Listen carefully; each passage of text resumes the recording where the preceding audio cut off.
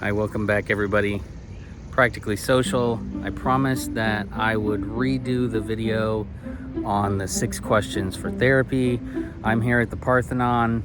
This is near Vanderbilt University in Nashville, Tennessee. There's a lot of people playing soccer nearby, some people that are also doing some boot camp style workouts over here. Very near to downtown in the Central Park area of Nashville, Tennessee, getting ready to go see some waterfalls. That will be in the following video that I'll be doing on trauma. So wanted to redo this one as 6 questions for therapy. 1, who am I? This involves all of your background, age 0 to 7, all those early beliefs that you formed, and your culture, your family, all of the things that contribute to your upbringing and the way that you begin to think about yourself in the world. That would also include question number 2, why am I? So the first question, we're talking about identity. Second question, we're saying, generationally speaking, culturally speaking, where does all of that come from? And why did I end up shaped this way? Is it geographical location? Is it a certain type of background that my parents had, or my places I've spent my life? Have I traveled a lot? Have I stayed in the same place? Our third question is, how do I cope with everything? How have I coped with everything in my life? What are my coping skills, my coping strategies?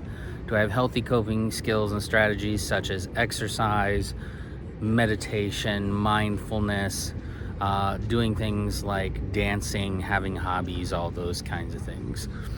So that's number 3, how have I coped with everything till this point? So when I say that, I'm also talking about negative coping strategies such as drug use, overeating, anything that's bringing us harm or harm to other people.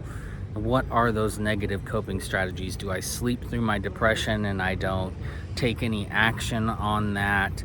Do I not take medications? Do I self-medicate? All of those elements are included in that question, which is, how have I been coping with everything, or how do I cope with everything?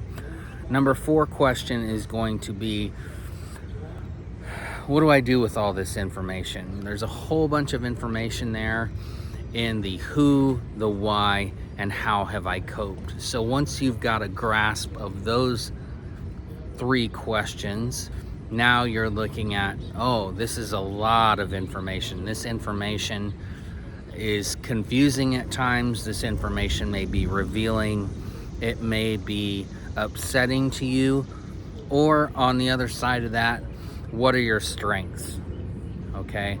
What are you bringing to where you're at right now? And what you can use as your elements and your resources in order to go off into the future and solve some of the issues that you have, whether those be mental health, substance use, or relationships. So 5th question is, where do I want to go? Number 5, thinking about goals, developing some of those goals, looking at your value set, trying to tie your values to your goals. Maybe you have a bucket list. Maybe you want to achieve financial independence. Maybe there are relationships that you're seeking that you're not gaining. So the number 5 question is for that, which is going to be, where do I want to go? I have to put that concept in my mind, and I recommend highly that you write it on paper as well, because when we write it on paper, we're more apt to achieve those goals. I'll usually have my clients break their goals into 6 months, 1 year, and 3 to 5 years. It's a short enough time span for them to be able to work on things. Of course, I don't anticipate that I'll keep someone in therapy for that amount of time, but that is one of the core things we are working on in individual therapy sessions, and a lot of times in groups as well, is to say, what are my goals? Where am I going? What does that look like? I want to flesh that out as much as possible.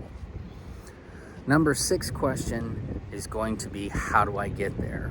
So we had number 1, who am I? Number 2, why am I? Number 3, how have I been coping with everything till this point?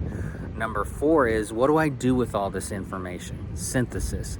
5, where do I want to go? 6 is, how do I get there? Now we need to start listing off the things that we are going to do, actions that we're going to take, which will get us to that where we want to be. That may be making a budget. That may be making a list of things you want in a partner.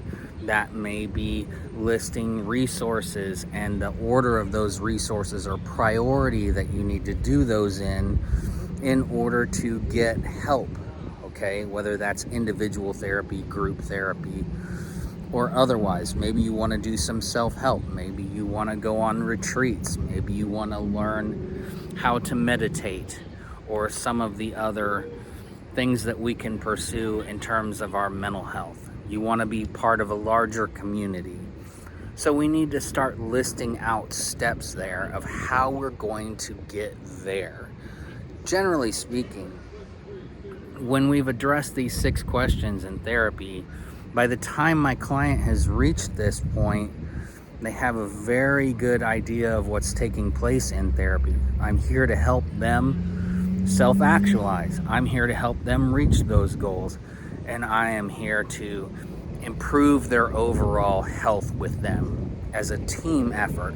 So those are my 6 questions for therapy. I hope you enjoyed it, and go ahead and hit like, subscribe. And if you're pursuing some of this right now for yourself, leave down there in the comments what you're working on. Really appreciate it. And thanks for all the help. Sorry it's been so long. We'll see you again next time on Practically Social.